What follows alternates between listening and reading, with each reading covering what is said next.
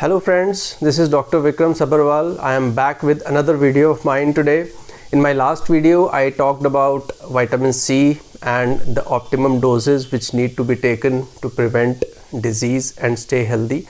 Today I'll be talking about another important vitamin, which is vitamin D.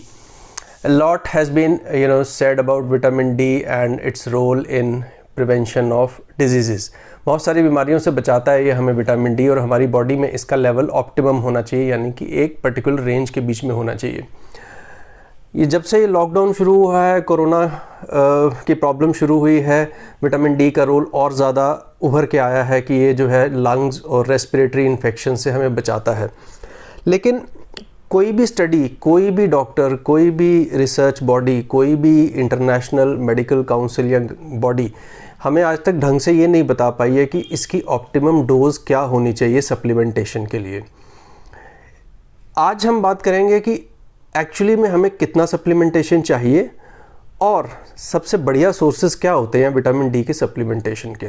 सबसे बढ़िया sources में अगर हम बात करें तो इम्पॉर्टेंट है सनलाइट का एक्सपोजर, यानी कि धूप में बैठना। इंसान सदियों से विटामिन डी जो लेता आया है वो धूप की वजह से लेता आया है। लेकिन अब बिकॉज ऑफ अर्बनाइजेशन, शहर बन गए हैं, बिल्डिंगें बन गई हैं, हम लोग अंदर ही रहते हैं, एयर कंडीशनड एनवायरनमेंट्स में रहते हैं, इसलिए हमारा एक्सपोजर प्रॉपर नहीं हो पाता है। इसलिए ऑलमोस्ट सभी में एक विटामिन डी की कमी पाई गई है। उसके चलते सप्लीमेंटेशन की ज़रूरत पड़ती है। सप्लीमेंटेशन को लेके बहुत सारे डिफरेंट तरह के प्रोडक्ट्स मार्केट में अवेलेबल हैं। 400 international unit of vitamin D से लेके 60,000 इंटरनेशनल यूनिट्स तक के प्रोडक्ट्स भी अवेलेबल हैं। और कभी ना कभी ये जो हाई डोज विटामिन डी के सप्लीमेंट्स हैं, ये कहीं ना कहीं इनकी काबिलियत पे शक किया जाता रहा है, क्योंकि कोई भी चीज़ जब अपनी रिकमेंडेड डोज से ज़्यादा हो जाए, यानी कि एक्सेसिव और मल्टीपल टाइम्स एक्सेस हो जाए, तो वो कहीं ना कहीं हमारे शरीर में नुकसान पहुंचाती है। इसी को इवैल्यूएट करने के लिए अभी एक स्टडी हुई है, और ब्रिटेन के साइंटिस्ट्स ने और ब्रिटेन के रिसर्चर्स ने ये स्टडी को काफ़ी जर्नल्स में पब्लिश भी किया है। इनफैक्ट आज कुछ नेशनल न्यूज़पेपर्स में भी इसके बारे में बात की गई थी, और सब ने ये कहा है कि हमारे लिए optimum dose of vitamin D जो पर डे का सप्लीमेंटेशन है वो 10 माइक्रोग्राम से ज़्यादा नहीं होना चाहिए। अब हमारे यहाँ जो जितने भी विटामिन डी के सप्लीमेंट्स आते हैं उन पे जो है माइक्रोग्राम्स में कम लिखा होता है, और मोस्टली सब में इंटरनेशनल यूनिट IU में लिखा होता है। अब IU को कैसे कन्वर्ट करें हम माइक्रोग्राम्स में? तो जितने भी IU के यूनिट्स हैं उसको आप 0.025 से मल्टीप्लाई कर लीजिए, वो आपकी वैल्यू माइक्रोग्राम में आ जाएगी।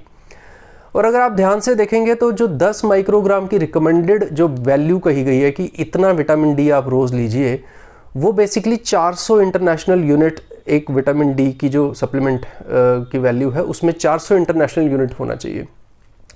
मार्केट में बहुत सारे प्रोडक्ट्स अवेलेबल हैं, 10,000 यूनिट वाले भी हैं, 60,000 वाले भी हैं। कुछ डॉक्टर्स जो हैं वो 60,000 यूनिट वाले रोज़ दे रहे हैं पेशेंट्स को। तो उसके ऊपर भी रिसर्च की गई है, और ये देखा गया है कि जो लोग बहुत हाई डोज में विटामिन डी रोज़ ले रहे हैं उनको हाइपर कैल्सीमिया और हाइपर विटामिनोसिस डी हो रहा है, जिससे उनकी हड्डियां कमज़ोर हो रही हैं, फ्रैक्चर्स हो जाते हैं, उनकी किडनीज़ पे असर पड़ रहा है, किडनीज़ फेल हो जाती हैं, उनके दिमाग पे असर पड़ रहा है, और पैराडॉक्सिकली उनकी रेस्पिरेटरी इन्फेक्शंस की ससेप्टिबिलिटी बढ़ रही है। यानी कि excess dose is killing us. So आज की अगर स्टडी के बारे में बात करें, जो ब्रिटेन की जो NHS है, जो नेशनल हेल्थ सर्विस है, जो उनकी जो नेशनल बॉडी है, जो डॉक्टर्स की बॉडी है, उसने ये रिकमेंड किया है कि 10 माइक्रोग्राम यानी कि 400 इंटरनेशनल यूनिट। तो आप कोई सा भी सप्लीमेंट चुन लीजिए जिसमें 400 इंटरनेशनल यूनिट हो या 400 से 500 तक हो, वो आप डेली ले सकते हैं। लेकिन स्टिल यहाँ बात आती है कि बेस्ट सोर्स क्या है? बेस्ट सोर्स है सनलाइट को एक्सपोजर। तो धूप में बैठने की कोशिश कीजिए। जो लोग धूप में बैठ सकते हैं 10 मिनट, 15 मिनट, 20 मिनट ज़रूर दीजिए। और हिंदुस्तान के लॉन्गिट्यूड और लैटीट्यूड के हिसाब से 11 बजे से लेकर 3 बजे का जो दोपहर का टाइम है वो ऑप्टिमम टाइम माना गया है। कुछ लोग सुबह धूप सेकते हैं, उसका उतना बेनिफिट नहीं मिलता है जितना 11 बजे से लेकर 3 बजे तक के बीच में मिलता है।